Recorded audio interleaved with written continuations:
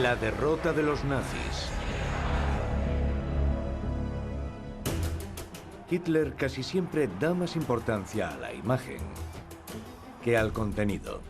Las fantasías de Hitler lo llevaron al mundo de lo gigantesco.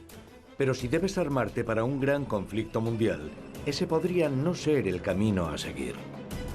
Le brillaron los ojos al imaginar su potencial. También era bastante inútil. A la hora de elegir armas de guerra, más te vale escoger sabiamente. Los alemanes necesitaban más de lo que ya tenían y no unos cuantos juguetes nuevos y brillantes. Quien fabricase las aeronaves que harían al Führer ganar la guerra sería inmortal. Armas no milagrosas. Todos cometemos errores. Pero cuando libras la mayor guerra de la historia contra un enemigo formidable y resuelto, es mejor no cometer demasiados. Pero eso fue exactamente lo que hizo la Alemania nazi. Cometer un error tras otro. Algunos fueron pequeños y otros monumentales. Pero al final todos colaboraron en su dura derrota a manos de los aliados. En la Primera Guerra Mundial, en la que Hitler luchó, Alemania cometió errores catastróficos. Sacrificó a miles de hombres y cedió territorio porque la maquinaria y las líneas de suministro no eran las adecuadas. ¿Por qué no tomó nota Hitler de las duras lecciones aprendidas tras la terrible derrota de Alemania en la Primera Guerra Mundial y las aplicó a la nueva guerra? Hitler sabía que Alemania era un estado pequeño con recursos limitados y necesitaba una guerra corta. Necesitaba lo que se conocía como Blitzkrieg.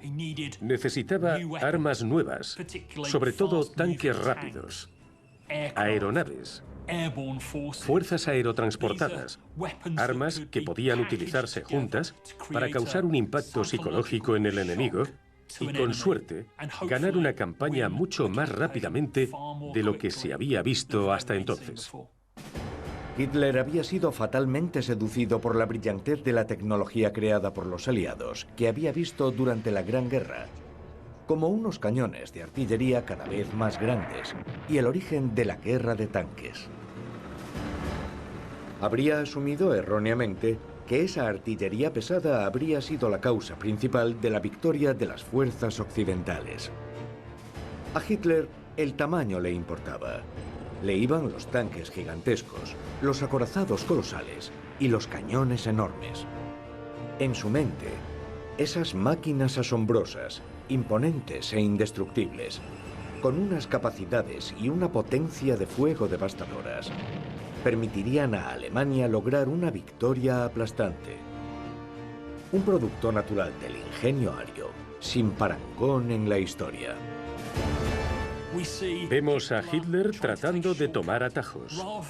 En lugar de hacer crecer la economía, una economía industrial que pudiese impulsar la guerra, expandir su ejército con más tanques y más aeronaves que fuesen fáciles de fabricar, lo vemos muy centrado en armas milagrosas, como tanques más pesados, con nuevas tecnologías, que requerían ingentes recursos naturales y procesos industriales muy complejos. Invirtió mucho trabajo intelectual en el desarrollo de las armas SUBE y también el motor a reacción, por ejemplo. Pero todas esas armas no eran rival para la masa y la simplicidad de la maquinaria bélica del Reino Unido, los Estados Unidos de América y la Unión Soviética.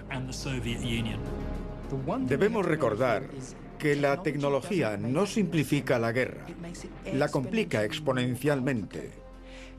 Así que la tecnología no es más que objetos. La única forma de convertirla en algo que realmente constituya una ventaja para ganar la guerra es poder integrarla con la doctrina militar, la formación y la aplicación. Eso requiere habilidades reales de todo el personal, desde las personas que operan esas máquinas hasta las que están al mando de todo ello.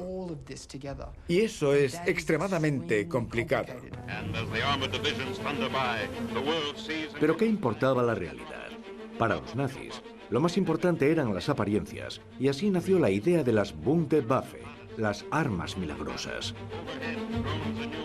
deben su pintoresco nombre al Ministerio de Propaganda nazi de Joseph Goebbels y fueron anunciadas como superarmas que causarían asombro y pavor, cambiarían el rumbo de la guerra y salvarían al Reich.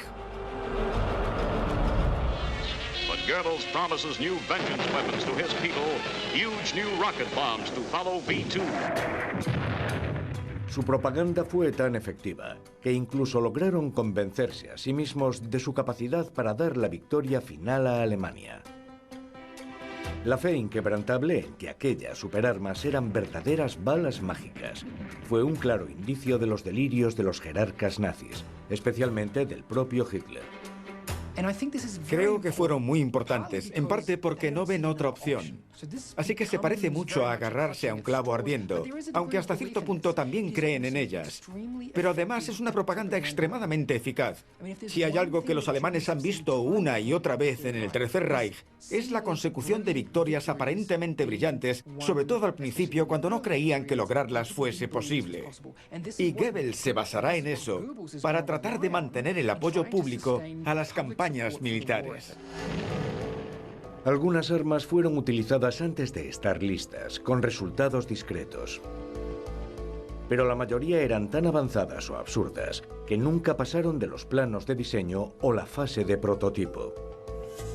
Pero lo que siempre debemos preguntarnos al hablar de armas y tecnologías nuevas no es lo bueno que es el producto final, sino ¿cuánto cuesta su desarrollo? ¿Cuál es el costo de producción por unidad de esas armas? ¿Y cuál es su verdadera utilidad en el campo de batalla en el que serán usadas? Cada vez recurrirían más a esas armas milagrosas, en busca de una solución que no podían encontrar en armas más convencionales y tradicionales, por así decirlo. Y eso consumía muchísimos recursos alemanes. Era un mal rumbo.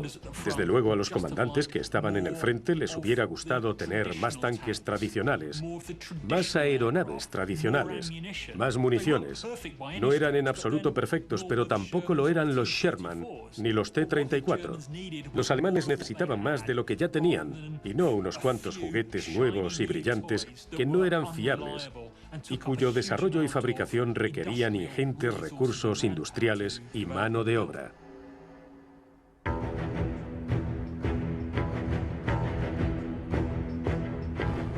Antes de que la arrogancia, la incompetencia y la soberbia entrasen en acción, los alemanes comenzaron la guerra con gran éxito. Y fue, en gran parte, gracias al brillante estratega Heinz Guderian, que había estudiado las tácticas con tanques y establecido los firmes principios de la Blitzkrieg mucho antes de 1939.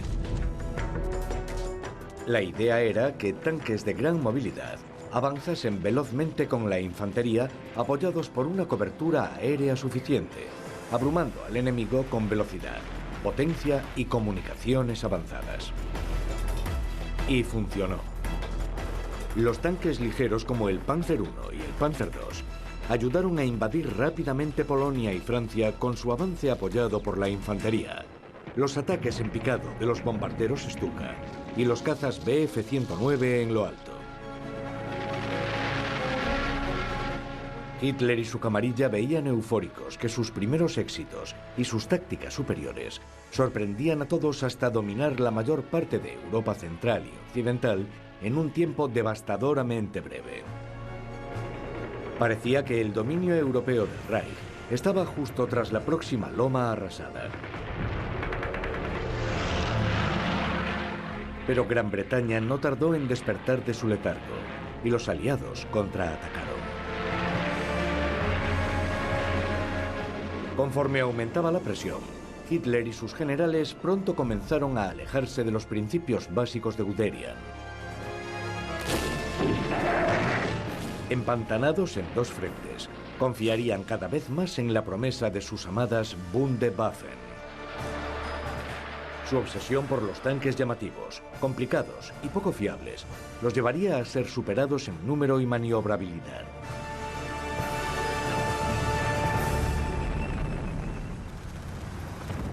El primero de esos tanques fue el famoso Tiger.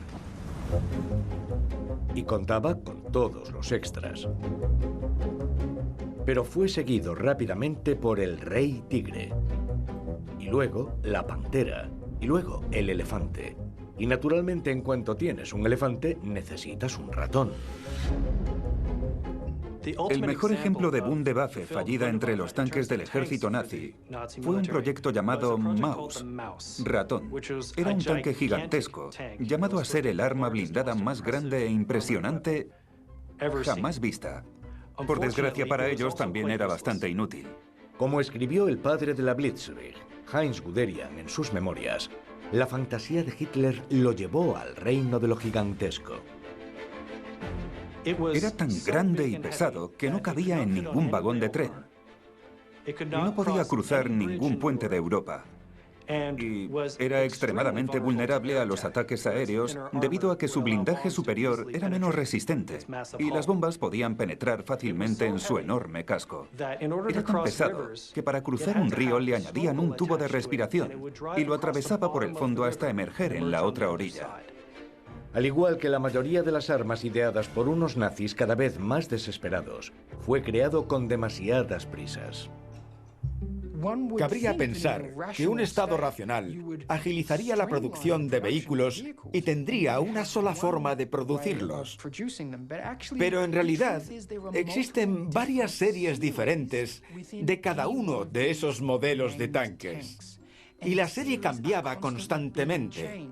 Producían solo unos cientos y decían, oye, podríamos añadir nuevos cambios. Detened las cadenas de producción, las reorganizaremos y produciremos la nueva serie. Seguirá llamándose Panzer, seguirá llamándose Mark IV, pero será un tanque ligeramente distinto.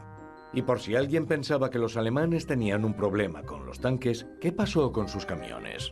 Pondré un ejemplo de lo absurdo que llegó a ser.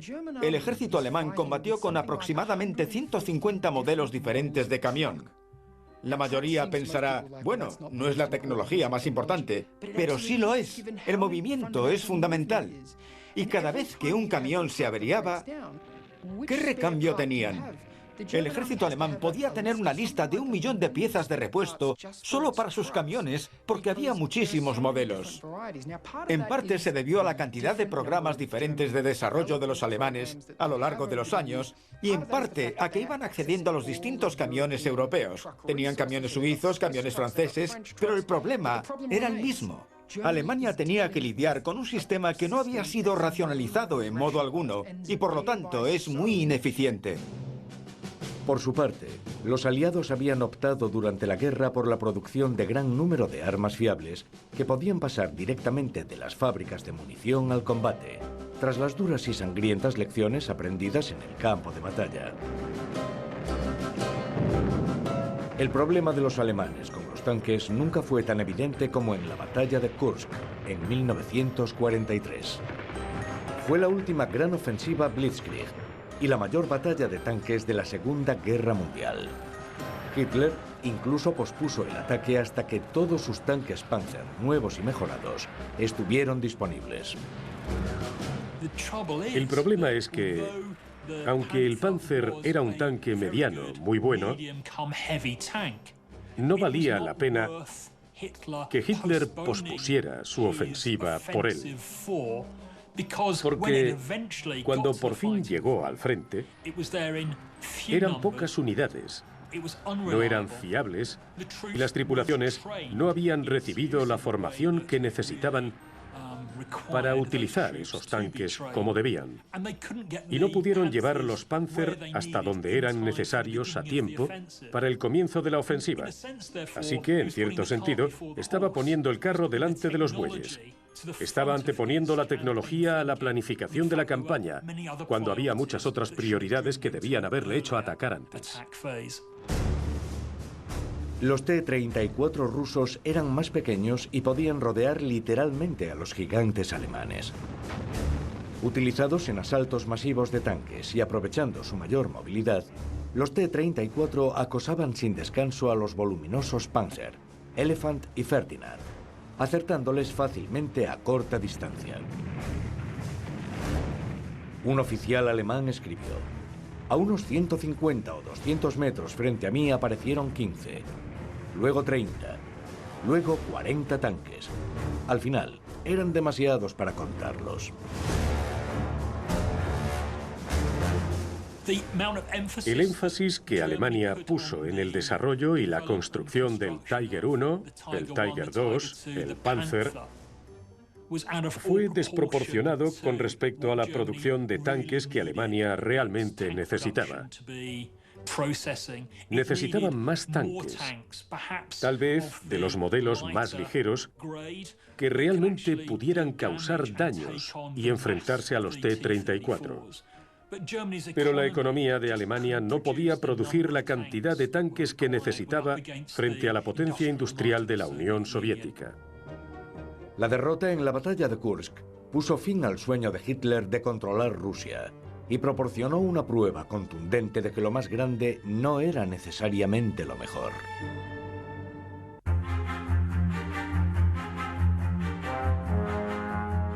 Si hay un dato indiscutible con respecto a los conflictos cruciales de la Segunda Guerra Mundial, es que todo dependía de la cobertura aérea. Y dado que los aliados conservaron su superioridad aérea en todo momento, ningún reactor, tanque, cañón o barco milagrosos, sin importar lo ultratecnológicos que fuesen, se libraron de un implacable asalto aéreo, ni de la observación constante de cada uno de sus movimientos. Y eso volvía loco a Hitler. Para intentar apaciguar al Führer, la Luftwaffe desarrolló y presentó una amplia gama de innovadoras armas voladoras. Pero ese era el problema. No solo debes organizar de forma racional el suministro de piezas de repuesto, sino también la cadena de producción que necesitas. En última instancia, si te interesa la eficiencia, eliges un número selecto de modelos que deseas producir y luego lo inviertes todo en producir tantas unidades como sea posible. Y esa no es necesariamente la forma en que funciona Alemania. Hay modelos y aviones compitiendo entre sí, y eso significa que ni siquiera las habilidades de los pilotos tienen por qué ser compatibles. El que aprende en un avión solo puede pilotar esos aviones. ¿Cuántos otros aviones puede pilotar o cuántos ha pilotado antes? Y la batalla entre los fabricantes de aviones por obtener contratos de defensa era casi tan intensa y sangrienta como las que se libraban en los cielos de Europa.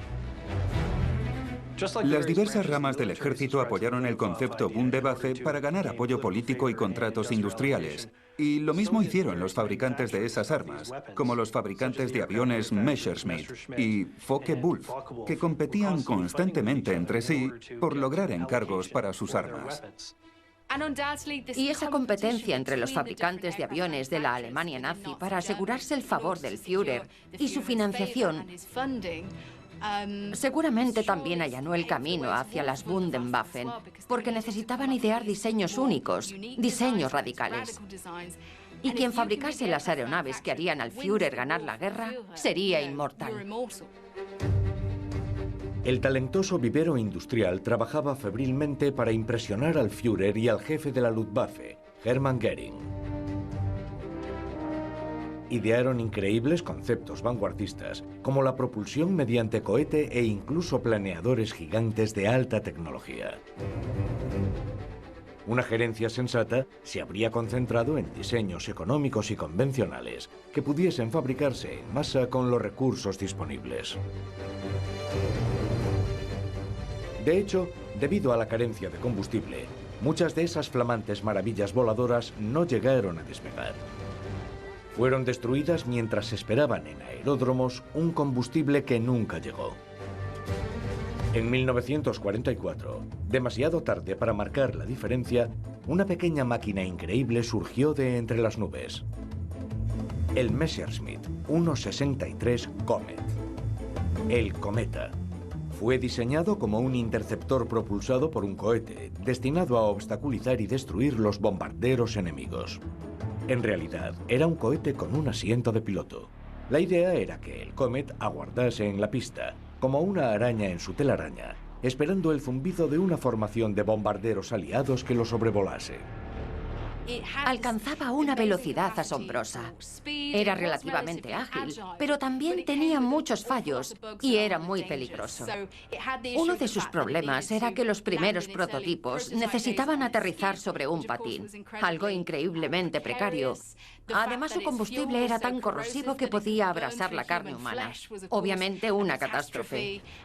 Y por último, nunca podría alcanzar su potencial debido a las crecientes presiones sobre el régimen nacionalsocialista. Era tan rápido y potente que los pilotos nazis solo tenían 1 o 2 segundos para disparar cuando se acercaban a los bombarderos aliados. La tremenda velocidad del Comet también requería mucho combustible. Solo podía permanecer en vuelo unos 7 minutos. Después tenía que planear de vuelta a su base y aterrizar sobre su vientre, ya que no tenía tren de aterrizaje. Perdía sus ruedas en cuanto despegaba. Pudo llegar a ser genial. Pero pese a todos sus avances técnicos y de ingeniería, el Comet solo derribó 16 bombarderos aliados. Un gran fracaso para una aeronave tan innovadora.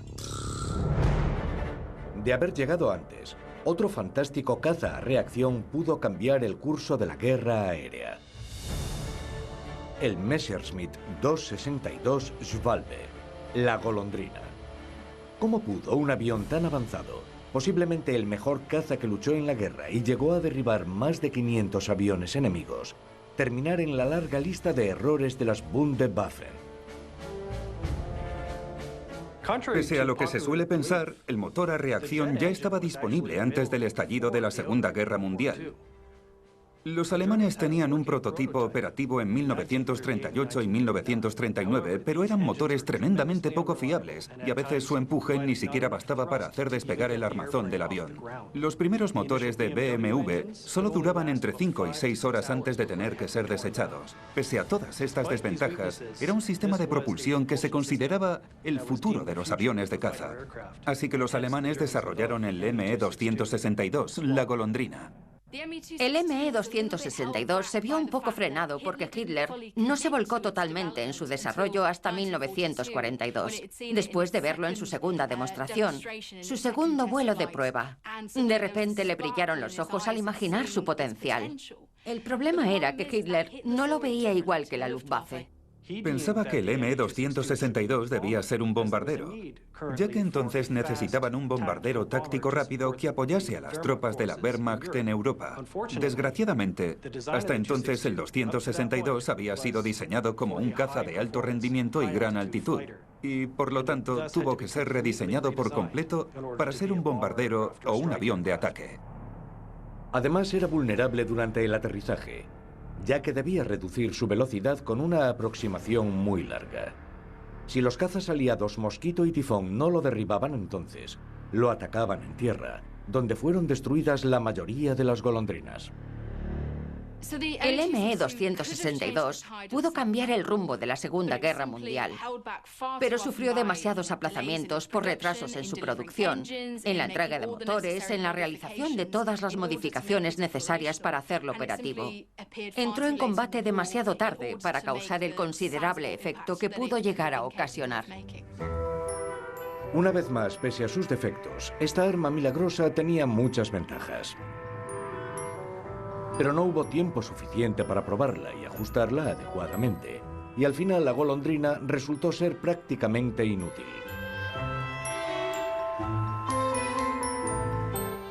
Toda nueva tecnología requiere tiempo para ser desarrollada, probada y asentada. Y luego hay que crear una doctrina militar en torno a ella para utilizarla.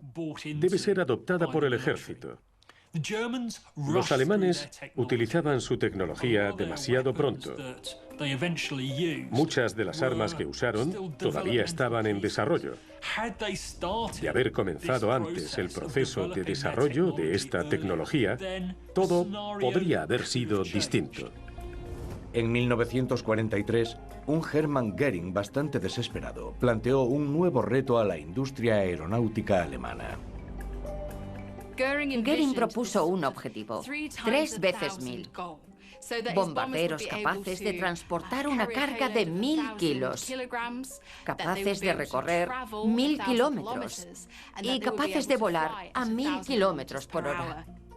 Era imposible para aviones de hélice tradicionales, y el único armazón que podía lograrlo era propulsado a reacción. Eso llevó al prolongado desarrollo del 229 Horten, un avión de ataque a gran altitud que podría cumplir el objetivo 3 veces 1000. El Horten 229 fue revolucionario porque era un avión con diseño de ala volante. No tenía. Era muy rápido y extremadamente maniobrable, pero tardaron una eternidad en desarrollarlo. Su desarrollo se interrumpió cuando uno de sus motores se incendió en pleno vuelo. El piloto de pruebas murió cuando el avión estalló, se incendió y se estrelló contra el suelo. Y con él, todo el proyecto.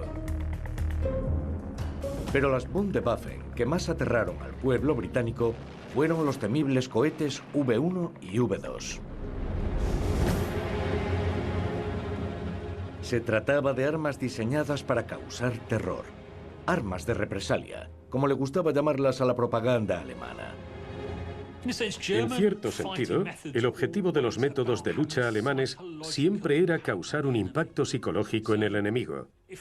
Por ejemplo, en la Blitzkrieg, la velocidad de los tanques era muy importante.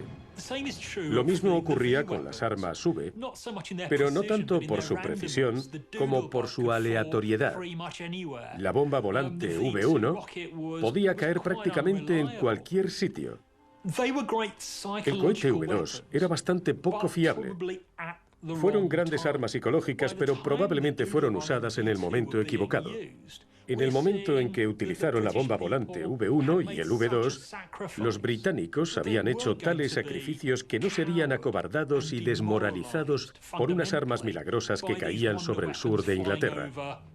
Ya podían ver el final de la guerra. Y en cierto sentido, esas armas milagrosas llegaron demasiado tarde para causar el impacto psicológico que Hitler deseaba. El V1 fue básicamente un primitivo misil de crucero.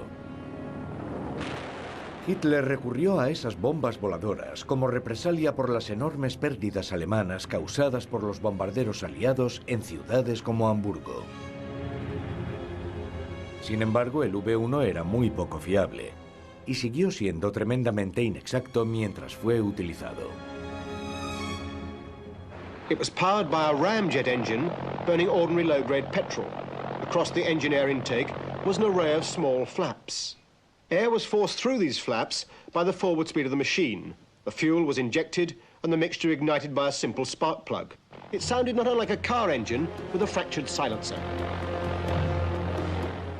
Al carecer de una capacidad de lanzamiento adecuada, los cohetes V1 tenían que ser lanzados mediante catapultas y rampas desde la costa francesa hacia objetivos en Inglaterra y en Bélgica. El cohete contaba a bordo con un rudimentario sistema de guiado para llevar su ojiva hasta el objetivo. Aunque estas bombas voladoras eran rápidas, muchos de los cazas aliados como los Mustang o los Spitfire y los Tempest modificados prácticamente podían alcanzar su velocidad.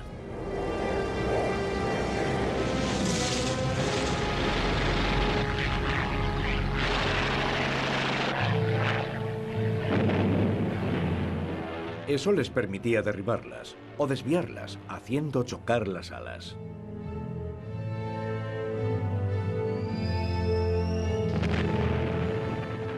Pero a pesar de que muchas no alcanzaron su objetivo, causaron miedo y caos en Gran Bretaña.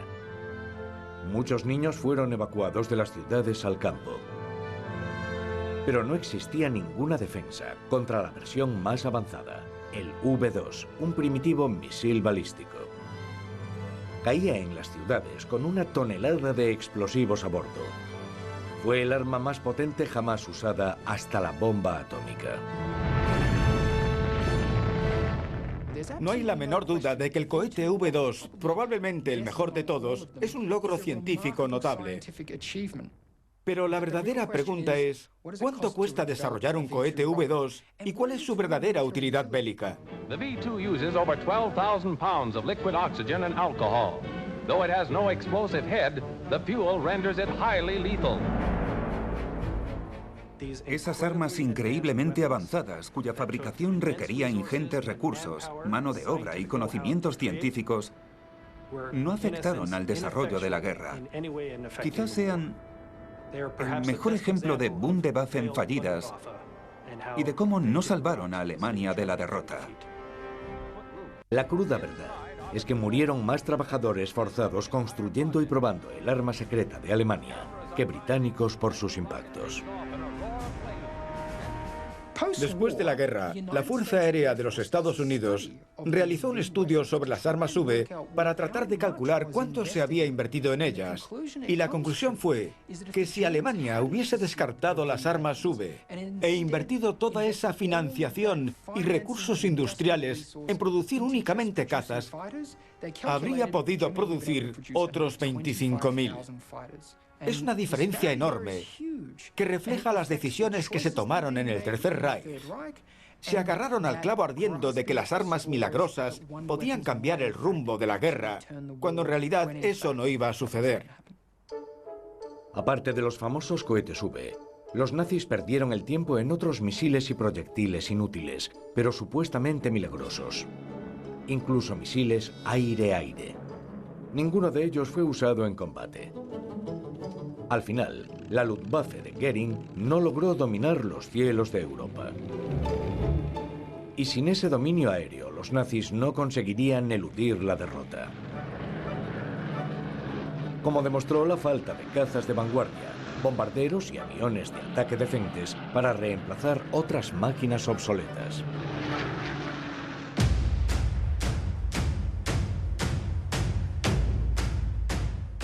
Como dijo el historiador Gerhard Weinberg, a los alemanes les habría ido mejor en la Segunda Guerra Mundial si en vez de crear una armada hubiesen dedicado esos recursos al ejército de tierra y al de aire.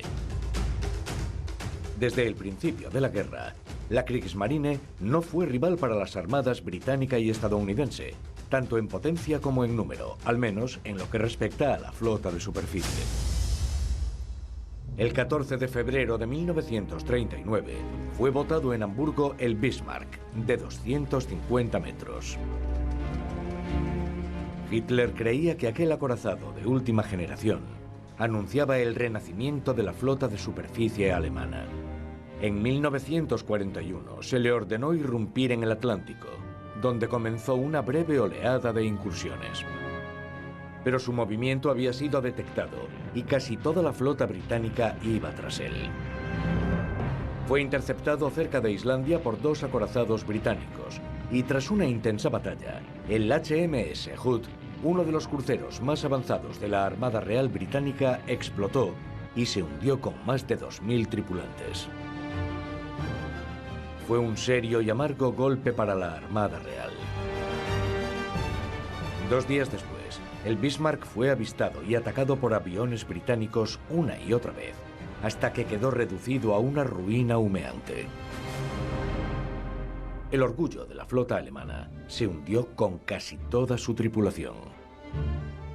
Tras el hundimiento del Bismarck en 1941, Hitler temía utilizar el resto de su flota de superficie. Tenía poderosos buques de superficie como el Tirpitz, buque gemelo del Bismarck, y cruceros como el Scharnhorst y el Gneisenau, pero no quería enviarlos a combatir en primera línea. El hundimiento del Bismarck fue un duro golpe para su orgullo, y no quería volver a sufrir otro igual. Así que el Scharnhorst y el Gneisenau pasaron la mayor parte de la guerra atracados, en dique seco o en conflictos secundarios. El propio Tirpitz estaba constantemente en dique seco siendo reparado. A pesar de no enviarlos a la primera línea de batalla, Hitler perdió los 3 buques. El Scharnhorst fue hundido por el HMS Howe y otros cruceros frente a las costas de Rusia. El Gneisenau fue un objetivo constante de la flota aliada. Tanto que Hitler se hartó. Lo hundió como buque de bloqueo y usó sus cañones como armamento defensivo en el muro atlántico.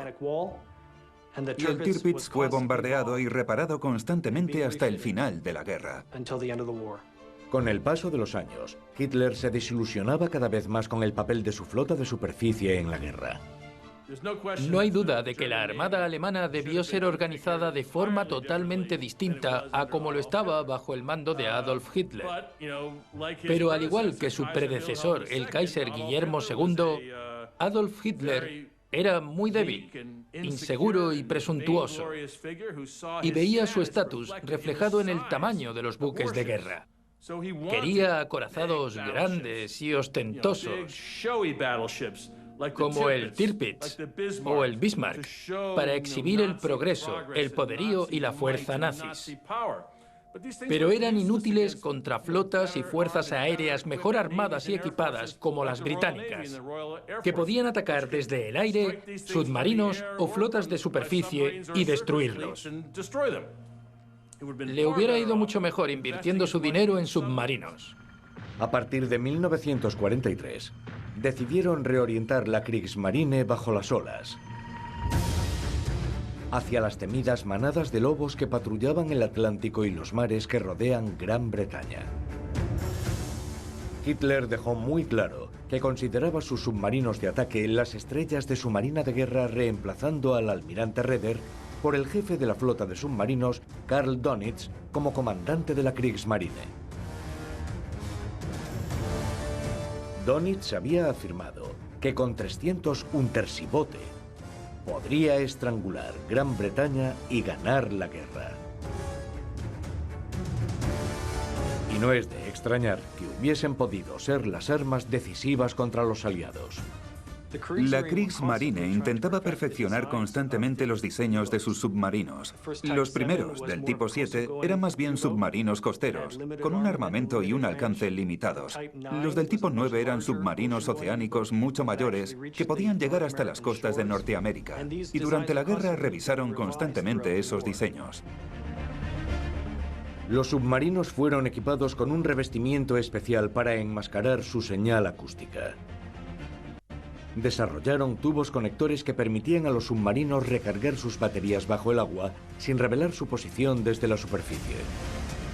Pero pese a que a Hitler le encantaban, los esquivos submarinos no eran precisamente el tipo de arma que reflejaba la imagen glamurosa y ostentosa de la maquinaria nazi. El avión más exótico y llamativo que quería impulsar Göring era mucho menos efectivo, pero mucho más glamuroso como propuesta propagandística. Y a él destinaron sus fondos, un dinero que Dönitz necesitaba desesperadamente para mantener sus submarinos a un nivel óptimo. Es otro ejemplo de cómo las tres ramas de las Fuerzas Armadas alemanas se enfrentaron y perjudicaron entre sí, y de las repercusiones cruciales que ello tuvo en la guerra. Todos creaban armas más fantásticas y fascinantes que poder mostrar a Hitler para ganarse su aprobación. Nuevos reactores, nuevas aeronaves, nuevos tanques. Todas esas armas fascinantes y tecnológicamente avanzadas se crearon principalmente para ganarse su favor y conseguir contratos militares. Pero si no puedes tenerlas grandes y llamativas, ¿qué tal diminutas?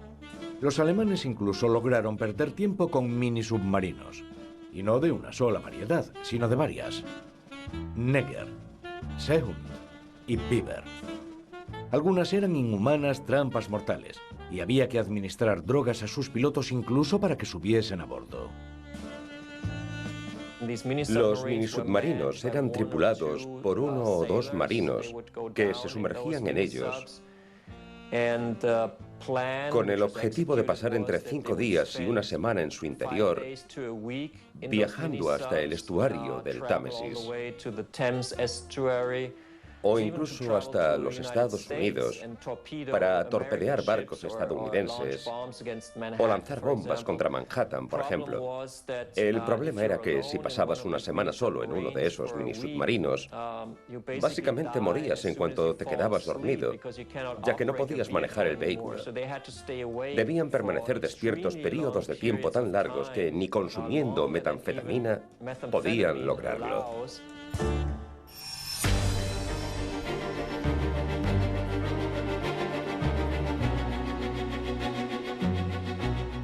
En 1937, Hitler se reunió con el industrial Gustav Krupp y le gustó lo que escuchó.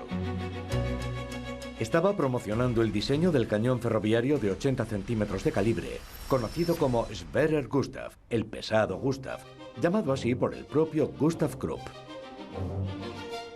Iba a ser el cañón más grande del mundo. No sabemos qué opinaba Gustav del apodo del cañón, pero tampoco importaba mucho. Los trabajadores que lo fabricaban decidieron apodar al monstruoso cañón Dora, y así sería conocido. Como era de esperar, no consiguieron entregarlo a tiempo en 1940.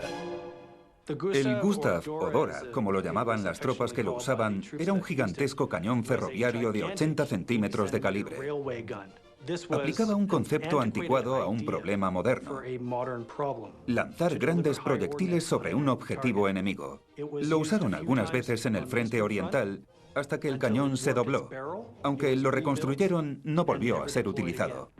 No se sabe si se construyeron dos cañones, Gustav y Dora, o se trataba de un solo cañón que tenía dos nombres.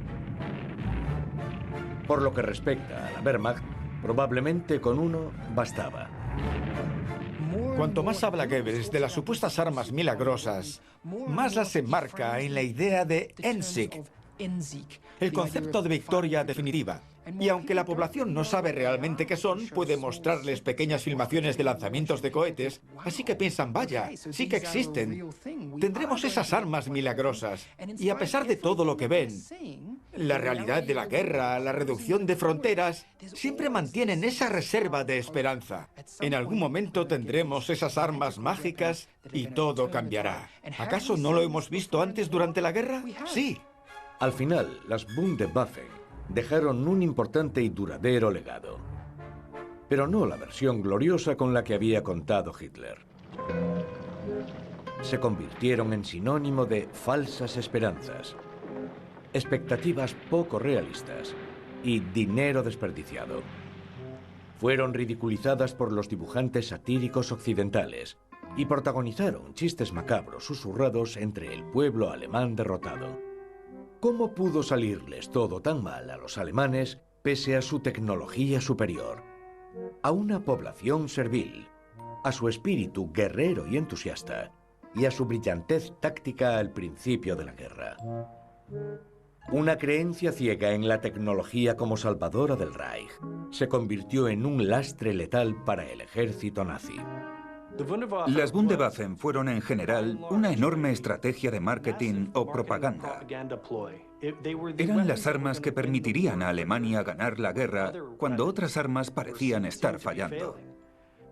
Pero no era cierto. Lo que Alemania necesitaba era una cantidad suficiente de armas lo bastante buenas, no las mejores, pero sí lo bastante buenas para producirlas en cantidades suficientes y hacer que fuesen efectivas y fiables a gran escala para poder enfrentarse a sus múltiples rivales. Puede parecer una premisa bastante obvia, pero de alguna manera los nazis no supieron verla, o al menos Hitler no supo. Convirtieron la tecnología militar en un fetiche. Cuando vemos las películas de propaganda que Goebbels mostraba durante la primera etapa de la guerra, siempre enfatizan la tecnología. La idea de la Luftwaffe renacida que llega y gana campañas.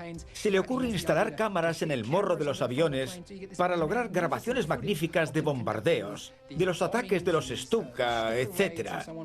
Pues vuelven a hacer lo mismo. Y cuando la gente pregunta al nivel más básico, ¿qué pasará con la guerra? Las dos respuestas que vemos son, todavía tenemos a Adolf Hitler y quién sabe lo que podrán lograr las armas milagrosas. Lo cierto era que la sala de guerra nazi era una cámara de resonancia en la que rebotaban los delirios y la vanidad. Un lugar en el que las desquiciadas visiones de Hitler eran alimentadas por aduladores y pelotilleros. Los ingenieros y los industriales a menudo se veían inmersos en una situación imposible, obligados a complacer mediante predicciones e informes positivos, solo para conservar un contrato, el favor del Führer o incluso su propia vida. Los alemanes comenzaron la guerra logrando resultados brillantes, pero en pocos años fueron derrotados por la valiente resistencia de los aliados, dentro y fuera de sus fronteras. En 1943, en el arsenal alemán solo quedaban amenazas sobre supuestas armas milagrosas. delirantes declaraciones sobre destrucción masiva, venganza y la victoria definitiva de Alemania. Cuando lo que necesitaban eran diseños sencillos, rentables y lo bastante avanzados para ser usados de forma fiable en combate en cantidades suficientes. De haberlo hecho, el resultado podría haber sido distinto. Por suerte para nosotros, los nazis no lograron nada de eso.